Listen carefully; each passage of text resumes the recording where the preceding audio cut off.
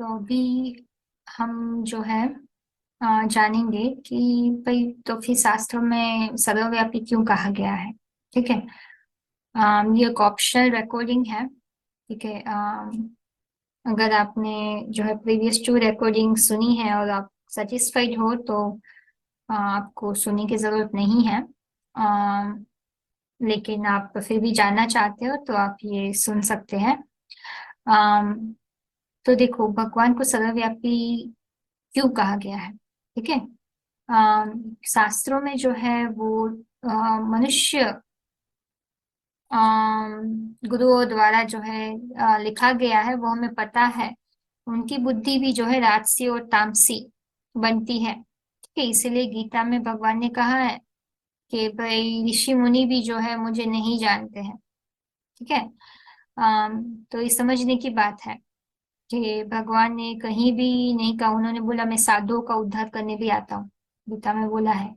ठीक है। तो और उन लोगों की बुद्धि जो राजसी और तामसी होने का प्रूफ ये है कि अलग अलग शास्त्रों में अलग अलग इंटरप्रिटेशंस दी गई है।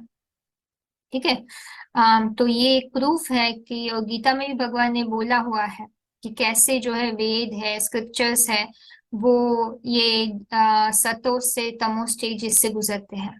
ठीक है। ज्ञान भी गुजरता है, तो गीता में प्रूफ है कि ये जो है ओवर द टाइम जो हुआ है। ठीक है। वो उसमें जो लिखत हुई है वो भगवान की नहीं है, मनुष्य की है। ठीक है। उसमें से बहुत सारी ये बोलोगे कि भाई ओके, बातें जो है जो आप वो बोल रहे हो उनसे सिमिलर हो रही है। ठीक है। तो एक बात जरूर बता दी, यहाँ हम फोकस ये कर रहे हैं कि जो बातें वहां उल्टी बताई गई है वो बातों पे फोकस हो रहा है ना। जो सिमिलैरिटी वहां क्यों है वो हम जो है आपको आगे एक टाइम पे बताएंगे। ठीक है। लेकिन अभी के हिसाब से अगर आपको उससे पहले जानना है तो कांटेक्ट करें। ठीक है। हर एक टाइम पे जो है हर एक चीज क्लियर होनी जरूरी है। एक टाइम पे सब कुछ करने जाओगे तो आप बुद्धि के हिसाब से आप सॉर्ट आउट नहीं कर पाओगे और निर्णय नहीं ले पाओगे। ठीक है।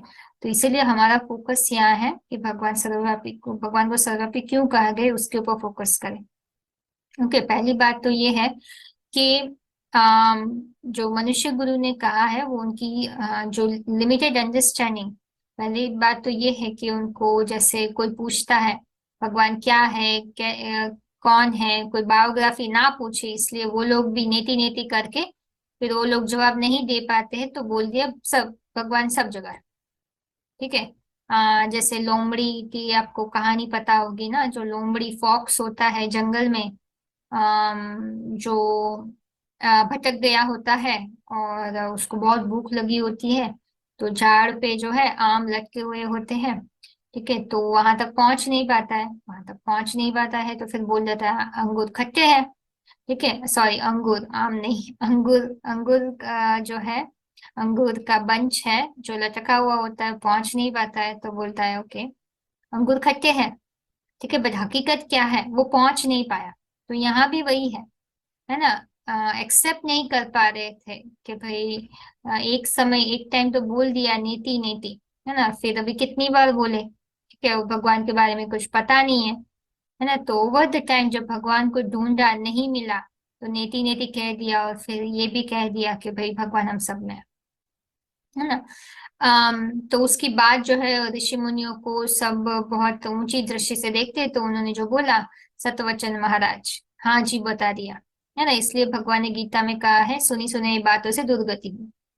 अभी समझने की बात ये है तो उसके कारण ये गलती आ गई, है ना। बट भगवान जो कह रहे हैं सर्वव्यापी क्या है, मनुष्य के विकार है, वो सर्वव्यापी है, भगवान नहीं, है ना। तो विकार नेगेटिविटी सर्वव्यापी है, सब जगह है। ठीक है। और दूसरा है, अगर भगवान के हिसाब से हमें कुछ सर्वव्यापी बताना है तो भगवान ने कहा है, उन्होंने एक शब्द जो है मिस कर दिया, भगवान की याद सर्वव्यापी है। भगवान सर्वव्यापी नहीं है ना। भगवान फिजिकली जो है उनकी कोई भी जो है शक्ति उनमें से जो है उसका जो अंश है वो सब में नहीं है, लेकिन भगवान की याद सब में समाई हुए। जैसे जो है छोटा बच्चा होता है, राइट, उसको जो है जैसे वो अपनी माँ की बातों को याद रखता है, ठीक है, माँ के जो गुण है ना, उसको धारण करता है, माँ की कोई क्वालिटीज है वो उसका स्मरण करता है, वो याद करता है, उसकी छवि आती है माँ की, उसके मन में हमेशा वो छवि रहती है। ठीक है, तो उसको कहते हैं याद। और माँ की बातों के आधार पर उसको याद, उसकी यहाँ बुद्धि जाती है ना। तो जहाँ हम मतलब कि भगवान के ज्ञान के आधार पर, उसकी पहचान के आधार पर, उसकी उसकी बुद्धि, उसके उसमें हम खो जाते हैं। ठीक है, काम करते करते भी वो याद है ना, उससे जुड़ जाते हैं हम लोग, कनेक्ट कर जाते हैं, लगाव कर जाते हैं हम लोग, है ना। तो वो याद है, आगे और भी आपको याद के बारे में बताया जाएगा, है ना। तो वो बहुत जरूरी है ना। तो भगवान में जो हम बुद्धि एंगेज करते हैं, उसके ज्ञान और पहचान के आधार पर, सत्य ज्ञान और पहचान के आधार पर, वही याद है जो हम सब में है, सब में हम कर सकते हैं। भगवान की याद, भगवान का ज्ञान जो जो लेते हैं उनमें भगवान की याद भी समाई हुई होती है। ठीक है, भगवान के ज्ञान के बिना भगवान की याद नहीं समाती है। किस आधार पर हम उससे लगाव कर रहे, जुड़ाव कर रहे, कनेक्शन कर रहे, ज्ञान ही है ना। अगर भगवान का ज्ञान हमने नहीं सुना है, मनुष्य का ज्ञान सुनकर उसमें जो भी मिलावट है, उस मिलावट को ही सही मान के भगवान को हम कह रहे हैं कि हम याद कर रहे हैं, तो नहीं कह सकते कि भगवान की याद की शक्ति अभी हमारे में है, उसके कारण परिवर्तन नहीं हो रहा है ना। भगवान के सत्य ज्ञान से जो उनके मुख से कहते हैं ना कि सम्मुख जो भगवान से पढ़ता है उसके ही पाप कटते हैं। सम्मुख जो पढ़ता है भगवान से, जो भगवान अभी आया हुआ है, हम सम्मुख पढ़ते हैं, उनकी याद, तभी उनको हम याद कर सकते हैं। उनकी पहचान के बिना उनकी याद नहीं कर सकते। अगर बच्चे को पता ही नहीं है कि ये मेरी माँ है ना, मेरी माँ कौन सी है, तो किस आधार पर उसको लोकेट करेगा, किस आधार पर उसके जो है वो उसकी यादों को स्मरण करेगा, है ना, और उसमें खोएगा, पॉसिबल ही नहीं है ना। तो इसीलिए जो है, यहाँ इम्पोर्टेंट बात ये है जो हमें समझना है कि भगवान सबके दिल में नहीं बसा है। आत्मा, आत्मा का दिल है मन, है ना। भगवान के ज्ञान के आधार पर जो है, हम जब भगवान की, हमारे विचार भगवान के विचार से हम मिलाते हैं, तो कहते हैं कि हाँ, और उस विचार में जैसे कि हम बाकी काम करते करते भी उसमें खो जाते हैं, है ना, तो कहते हैं कि हम भगवान की याद में हैं।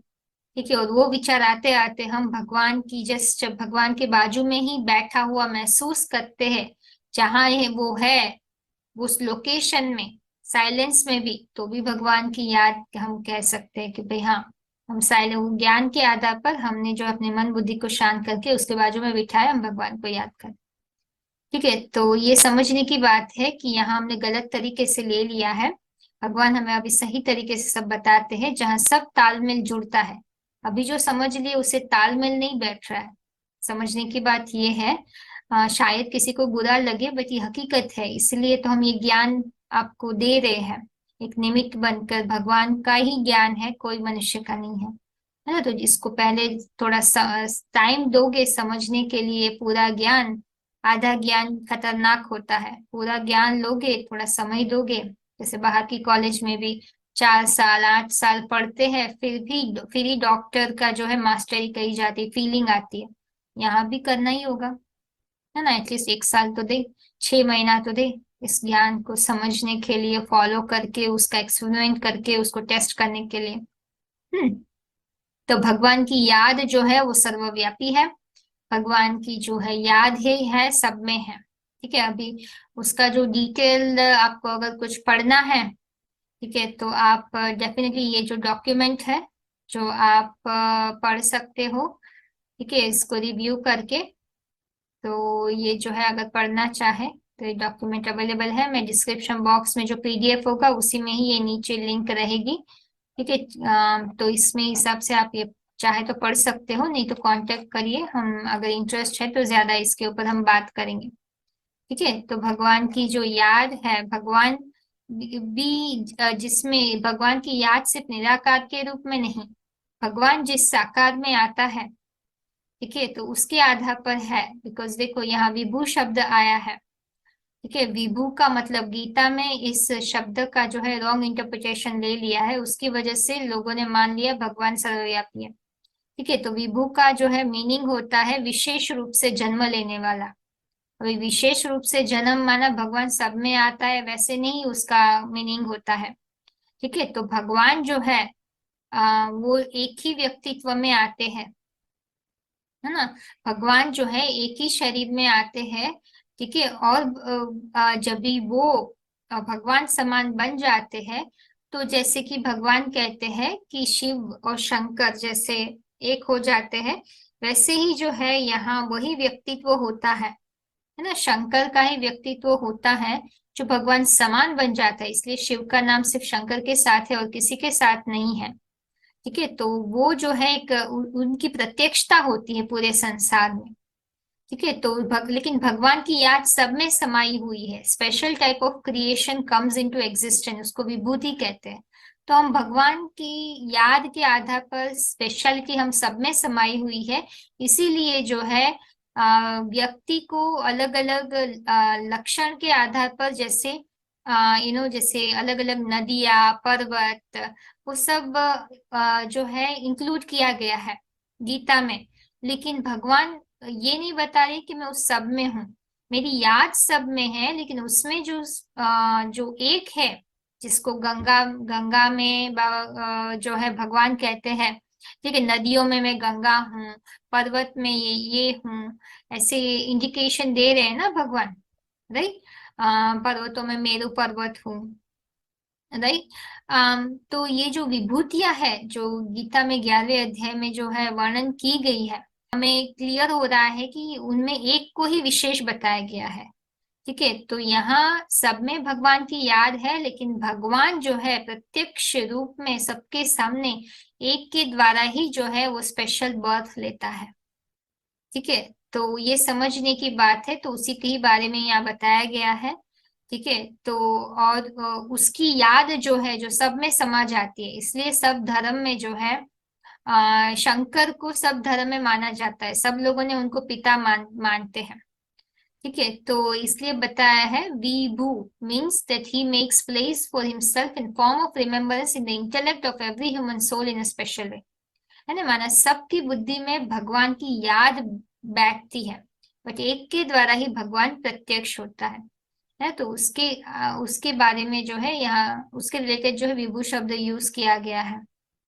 ठीक है, तो इसीलिए सबकी जो रजो तमो प्रधान बुद्धि होने के कारण जो है उन्होंने उसको उस ओमनी प्रेजेंट जो है भगवान का सबके दिल में बसना, उसका अलग ही मतलब निकाल कर भटका दिया है। ठीक है, तो भगवान आके और इसी कारण अधर्म आया है। अधर्म का मतलब क्या है ना, जब हमारा मन जो है ना, इट सेज इन हियर, यहाँ बोल रहे हैं कि it goes under the control of different kinds of differences of opinion.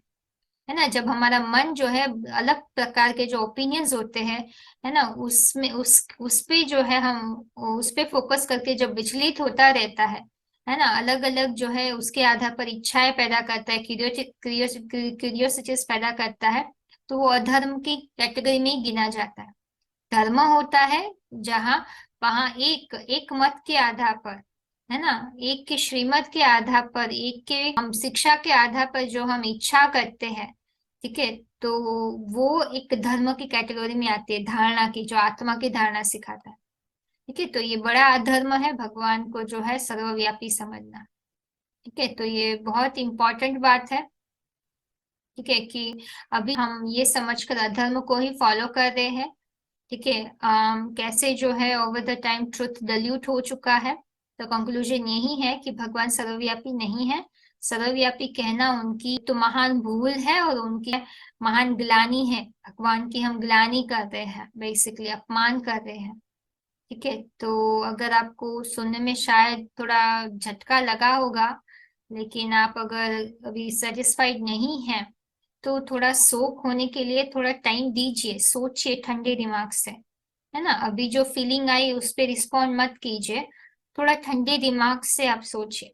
ठीक है, अभी अभी के हिसाब से अपनी जो भी चीज मान्यता की वजह से एक्सेप्ट करना इजी नहीं है, बट थोड़ा इसके ऊपर सोचोगे और फिर भी आपको थोड़ा सच्चाई नहीं लग रही है तो बातचीत करें, सॉर्ट आउट करें। अभी तो ये पूरा सीरीज बाकी है ना, और भी सच्चाई आपके सामने आएगी। अगर सच्चाई पहले होती तो भगवान को आने की जरूरत नहीं होती। ठीक है। बेस्ट ऑफ लक आगे के लेसन के लिए। कुछ प्रश्न है तो जरूर पूछे। कॉन्टेक्ट इन्फॉर्मेशन नीचे डिस्क्रिप्शन बॉक्स में है। यह दिव्य शिक्षाएं हमें आध्यात्मिक ईश्वरीय विश्वविद्यालय से प्राप्त हो रही है। आध्यात्मिक ईश्वरीय विश्वविद्यालय एक रूहानी घर अथवा रूहानी यूनिवर्सिटी है। एक अनोखा ईश्वरीय परिवार है जिसका लक्ष्य है परमपिता परमात्मा शिव द्वारा दिए जा रहे ईश्वरीय ज्ञान और सहज राजयोग के द्वारा वसुधैव कुटुंबकम की भावना से ओतप्रोत एक नई विश्व की स्थापना करना। यह एक ऐसी पवित्र जगह है जहां अखूट सुख शांति का अनुभव होता है, क्योंकि यहाँ स्वयं भगवान पढ़ा रहे हैं। खुशखबरी यह है, कलयुग जाने वाला है, सतयुग आने वाला है। परमपिता परमात्मा शिव का अवतरण इस धरती पर हो चुका है। वर्तमान में परमपिता परमात्मा शिव अपने मुकर रथ द्वारा जिनको आदि पुरुष अथवा एडम, आदम, आदिदेव, शंकर, आदिनाथ के नाम से अलग अलग धर्मों में जाना जाता है, उनमें प्रवेश करके स्वयं प्रत्यक्ष रूप में राज विद्या, राजयोग का, श्रीमद् भगवद गीता का उत्तम ज्ञान दे रहे हैं। ये हमारा आपको हार्दिक निमंत्रण है कि आप थोड़ा समय निकालकर आध्यात्मिक कोर्स के माध्यम से परमपिता परमात्मा को पहचान कर अपना श्रेष्ठ भाग्य बनाए और निरंतर सुख शांति का अनुभव करें। ओम शांति।